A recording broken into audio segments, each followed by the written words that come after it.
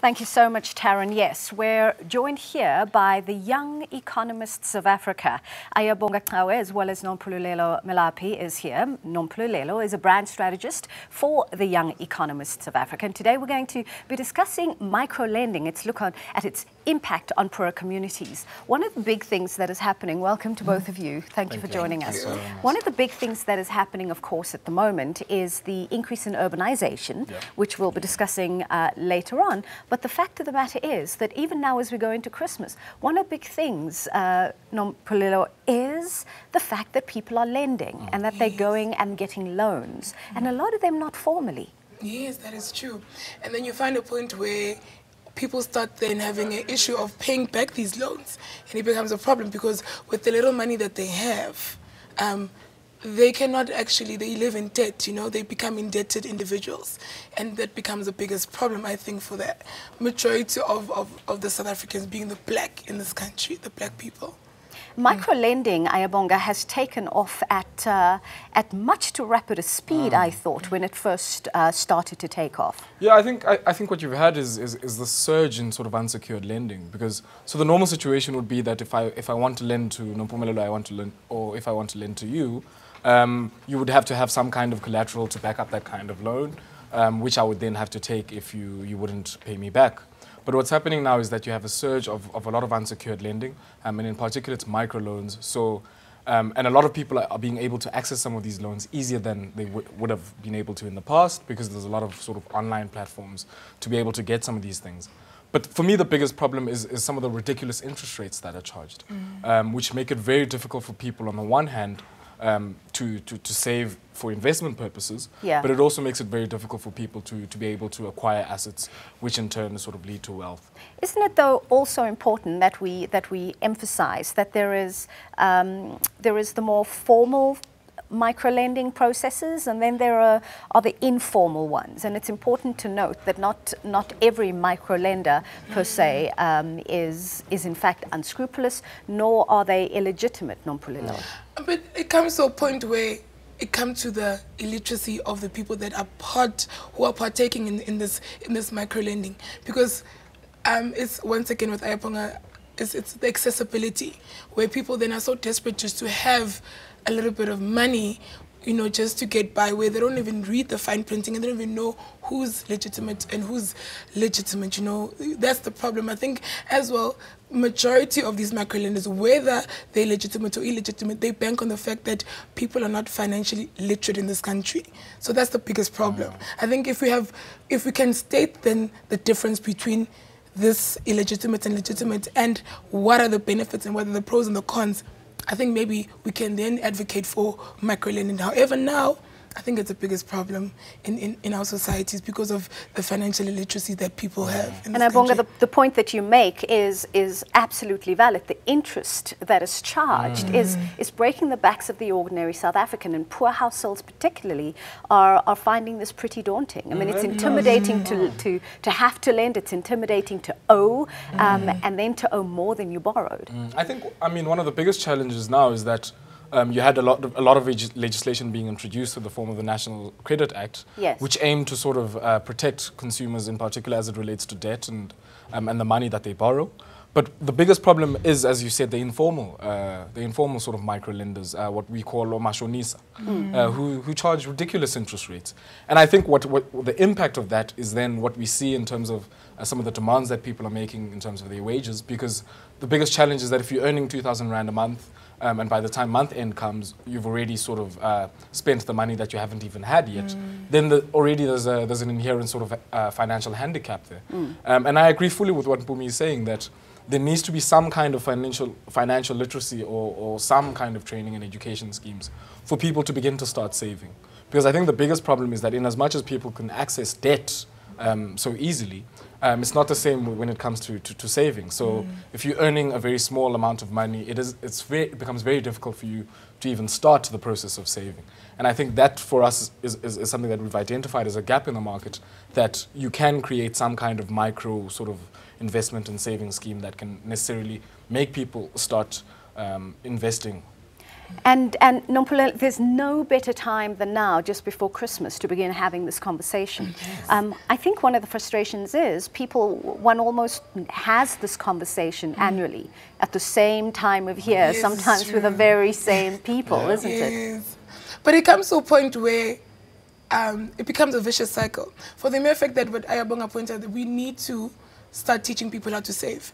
It comes to a point where now creditors are allowing people, not to say immediately when you attain the micro loan, they can have by law through, I think it's garnishi orders. They can subtract their amount from your salary.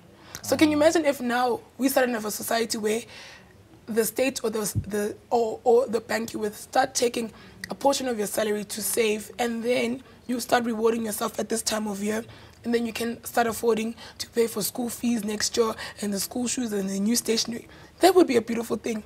But now you can see that it becomes a point where it's all about making the money for these big microloans and not actually wanting people to prosper and become, you know, well, like people who save well. That's the biggest problem I see. Yes. One of the positives, however, is that the courts have taken it upon themselves to stop, in fact, administering these supposed and court orders that seem to be coming from the micro-lenders. And this, of course, is where the national credit regulator needs to begin to play a very important role. Yeah, you see, that's the problem, because like when you see now how, if the state itself does not actually bash, for the mere fact that when you go back to Marikana, where there was 81 loan shocks or creditors, in one district, it doesn't make sense, where even the loan shocks are in the mining quarters, in the mining hostels. That becomes a problem, because if we can say that we need to change it, if the law, because the law can't easily detect what's happening on the grassroots level. They're not everywhere. So it becomes a problem, because even if you can hinder the law process, if somebody, it's like a culture. If you're used to getting money like this easily, and immediately when you're in a salary, you get 500 rand and you're paying a 100% interest rate, what are the chances of these people wanting to stop this culture of people lending? It won't change. But now, Ayabonga, if it's referred to as a culture, and it seems to be so embedded, how we can talk until the cows come home. How does it change? I think, I agree with what Mpumi is saying. I think it requires a paradigm shift in terms of our own habits, and in particular financial habits. Before the courts made this order that they weren't going to issue court orders and garnishi orders anymore, you had data coming out clearly indicating that a large portion of people that are public servants, and a large portion of people who are sort of in precarious or atypical employment are subject to some of these garnishi orders or heavily indebted to some of these informal micro-lenders. So I think what then needs to be done is not to only take people into a process of debt counseling, and once that process is over, people go back to their normal habits, but it's about trying to inform people about the other end of the coin as well, which is about encouraging a culture of saving in our communities. What we have now is this culture of driving consumption through debt, instead of taking debt out in order to invest in assets such as houses and any other sort of things that you would want to use to generate an income or generate some kind of net value or net wealth for yourself. And I think we need to begin to encourage people to save, not only to save for themselves and their kids' education, but also to save to acquire assets and in the end, ultimately wealth. Ayabonga, it must, however, also be said that there are people who understand saving. There are people who do not earn 2,000 Rand a month, who have kind of, shall we say, compromised their financial position with a formal sector, with formal financial institutions, who are now opting to go to micro-lending and micro-lenders because it's under the radar. So I think, you're correct when you say that, because a lot of people who are subject to some of these garnishi orders are blacklisted. And what we've had now, we've had sort of these comments coming out of from some portions and sectors of the government saying that there's going to be a credit amnesty for a lot of those people that are blacklisted. So I think the opportunity is there for people to begin to come back into the formal fold, per se, in terms of lending and in terms of investing. But the biggest problem, in my view, is that in as much as people can be excluded by the formal sector, but it's about leaving this pan and going into a hotter pan, because in the informal sector, with ridiculous interest rates and some of the collection methods used, you find yourself in a very precarious situation. And one must consider from a financial discipline perspective to give people exemptions, Nompumelelo, without some kind of learning, warning, or what shall we say, counselling, is somewhat irresponsible. So I hope that there's a process. I think so. But the thing is, I think it depends on who. The ball is within a certain court, you know, and when the issue and the politics of money play, I think people have a tendency of turning a blind eye, more specifically for people who are not so vocal about their financial issues.